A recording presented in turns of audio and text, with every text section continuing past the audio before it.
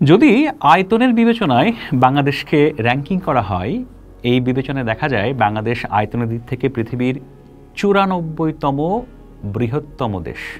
আর যদি আপনি হিসাব করেন যে পৃথিবীতে যত মানুষ ফেসবুক ব্যবহার করে, এই ফেসবুক ব্যবহারকারীর হিসাবের দিক থেকে বাংলাদেশ হচ্ছে পৃথিবীর 8ম বৃহত্তম দেশ। বাংলাদেশ যে পৃথিবীর সবচেয়ে বেশি ঘনবসতির দেশ, এই তথ্য তো আমরা জানি।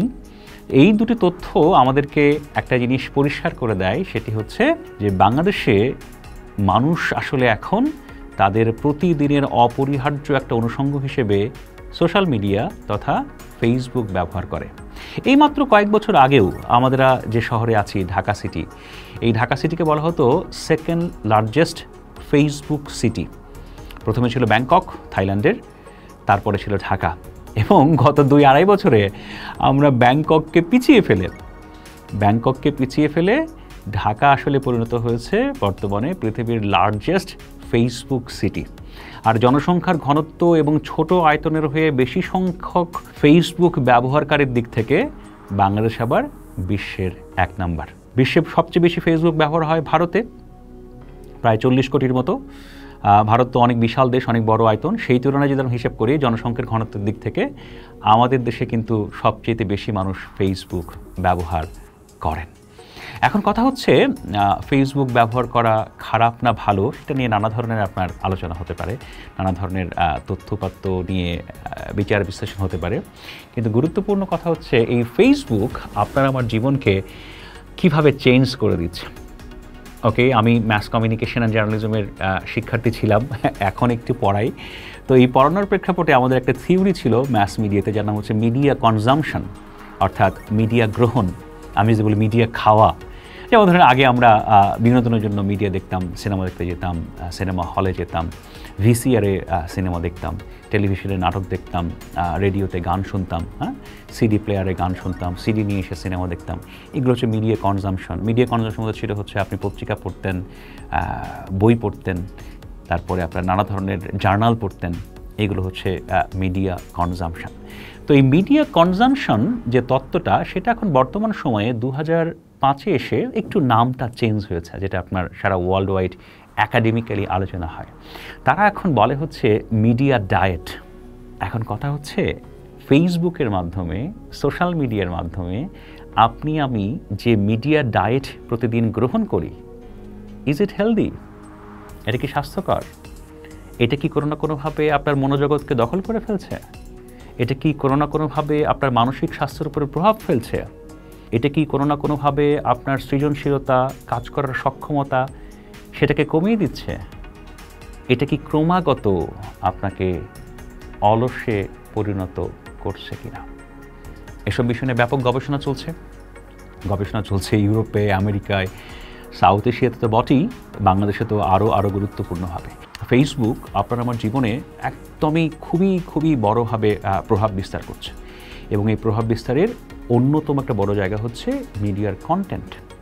আপনি কি দেখছেন, আপনি কি শুনছেন, আপনি কি পড়ছেন, সেগুলো কিন্তু খুব সায়েন্টিফিক্যালি, যাকে আমরা অ্যালগরিদম বলি, অ্যালগরিদমের মাধ্যমে কিন্তু সেগুলো কিন্তু ট্রেস করা হয়, ট্র্যাক করা হয়, এবং তার ভিত্তিতে সেই কন্টেন্ট আবার আপনার ফেসবুকের ফিডে পাঠানো হয়।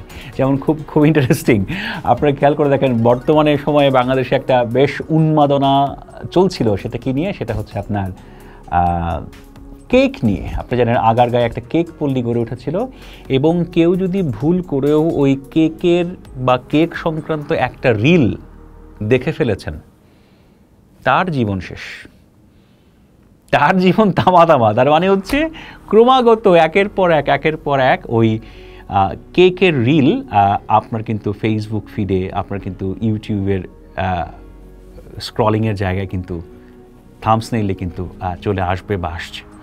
এটা হচ্ছে ডিজিটাল অ্যালগরিদমের আপনার বৈশিষ্ট্য, যে যেটা আপনি দেখবেন বা যেটা আপনি গ্রহণ করবেন, সেই সংক্রান্ত কন্টেন্টই আপনার কাছে পাঠানো হবে, যাতে আপনি সেগুলোতে আবার আসক্ত হয়ে পড়েন। এখন কথা হচ্ছে আপনার ফেসবুকের এই রিল, কেক বানানোর এই রিল, এগুলোকে আমি নেতিবাচক বলছি না, এগুলোকে আমি খারাপ বলছি না, এবং আসলে কোনো কন্টেন্টকেই খারাপ বলার সুযোগ নেই। যেমন ধরেন কেউ যে টিকটক বানায়, কেউ যে ধরেন নানা ক্ষেত্রে গান গায়, কেউ হয়তো হেরে গলায় গান গায়, কেউ তো ভিন্নভাবে গান গায়, কেউ হয়তো আপনার আবৃত্তি করে, সেটা হয়তো ভালো মন্দ কিছুই হয় না, গিয়ে হয়তো অভিনয় করে, নাচানাচি করে, তাদের কোনো অ্যাক্টিভিটির প্রতি আসলে আমার অশ্রদ্ধা নেই। কিন্তু আমার কথা হচ্ছে যে সকল কাজের মাধ্যমে, যে সকল মিডিয়া কনজিউম করার মাধ্যমে সৃজনশীলতার বিকাশ হয়, চিন্তাশীলতার বিকাশ হয়, অন্যের প্রতি শ্রদ্ধাবোধ বাড়ে, সমাজে সৌহার্দ্য তৈরি হয়, সেই সকল আদেহ থেকে আমরা পিছু হচ্ছি কিনা, বা সেই সকল আদেহ গ্রহণের যে সময়, সেই সময়টাকে আমরা ওই কেকের রিল দেখে, নাচানাচির রিল দেখে সেই সময়টাকে আমরা নষ্ট করছি কিনা, এটা কিন্তু খুব গুরুত্বপূর্ণ বিষয়। আমি আবারও বলছি, সাবকালচার আমাদের কমিউনিকেশনের একটা বড় আলোচনা। কোনো সাবকালচারের প্রতি আসলে আমার অশ্রদ্ধা নেই, সবার প্রতিই শ্রদ্ধা।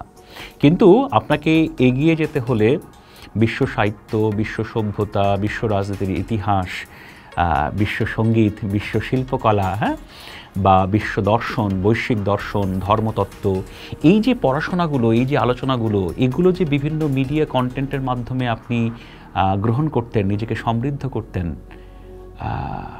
সেই যুগ কি শেষ হওয়ার পথে? অর্থাৎ যে মিডিয়া কন্টেন্ট গ্রহণ করে, কনজিউম করে, যে মিডিয়া ডায়েট নিজে ধারণ করে আপনার নিজেকে একজন সৃজনশীল, একজন অন্যের প্রতি সম্মান প্রদর্শনকারী, সহনশীল মানুষ আপনার হয়ে ওঠার কথা ছিল বা হয়ে ওঠার পদ্ধতি ছিল, সেটা কি দিনে দিনে আমরা নষ্ট করে ফেলছি, বন্ধ করে ফেলছি, ধ্বংস করে ফেলছি? এটা কিন্তু চিন্তা করা খুব প্রয়োজন, খুব প্রয়োজন।